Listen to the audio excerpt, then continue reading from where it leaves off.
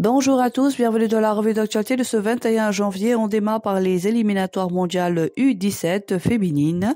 La Fédération sénégalaise de football se saisit de l'affaire. Selon nos informations, l'instance dirigeante du football sénégalais a déposé une réclamation au niveau de la Confédération africaine de football au sujet du but refusé à Koumba Sangout lors du match nul 2-2 entre le Sénégal et la Côte d'Ivoire en éliminatoire pour la prochaine Coupe du Monde U17. Le ballon a entièrement franchi la ligne, mais ce but qui aurait permis aux Sénégalaises de mener 3-2 n'a pas été accordé par les arbitres. La Fédération sénégalaise de football se veut être fixée le plus vite possible par la CAF. Coupe CAF, le Giraffe de Dakar a vu son parcours en Coupe de la Confédération africaine de football s'arrêter à la phase de groupe, mais le club sénégalais a tout de même réussi à repartir avec une belle récompense financière. En effet, le Giraffe empoche la somme de $400 000, soit plus de 250 millions de francs CFA pour sa participation à cette compétition continentale et pour avoir atteint le stade des phases de groupe. À titre de comparaison, le club aurait touché 350 millions de francs CFA s'il avait validé son billet pour les quarts de finale. Mercato des Lions direction RC Strasbourg. Mamadou Sarr va signer à Chelsea pour 15 millions d'euros, bonus inclus. Par ailleurs, le défenseur central restera en prêt à Strasbourg jusqu'en fin de saison. Au Paris Saint-Germain, Chernour cédé en Italie pour le prêt de Kolo Muani. En effet, le Paris Saint-Germain ayant atteint son quota maximum de joueurs prêtés a vu le prêt de l'attaquant des Bleus être bloqué. Ainsi, le club de la capitale française penserait à vendre le milieu de terrain italo-sénégalais pour libérer une place de prêt. Toujours en France, Serine Faye débarque au FC Rouen National pour 2 saisons et demie. Il portera le numéro 28 et pourrait rapidement apporter sa contribution à l'équipe des Diables Rouges, actuellement 13e au classement et en pleine lutte pour le maintien. Lambeau pour finir, violence face-to-face à Mabaldé-Franc. L'équipe de Malengom n'est pas moins regardante que celle de Birassane sur la conduite des lutteurs en amont et en aval des jours de combat. Après avoir convoqué pas mal de lutteurs récemment à Maner, Zarco, etc. pour étudier leur cas, le CNG va trancher sur l'affaire Mabaldé-Franc après réception du rapport émis par son représentant au face-à-face de samedi dernier. La décision devrait donc tomber en ce début de semaine, notant que les 2 lutteurs pourraient ne pas être les seuls à être sanctionnés par le CNG puisque Sorbondao et Jacob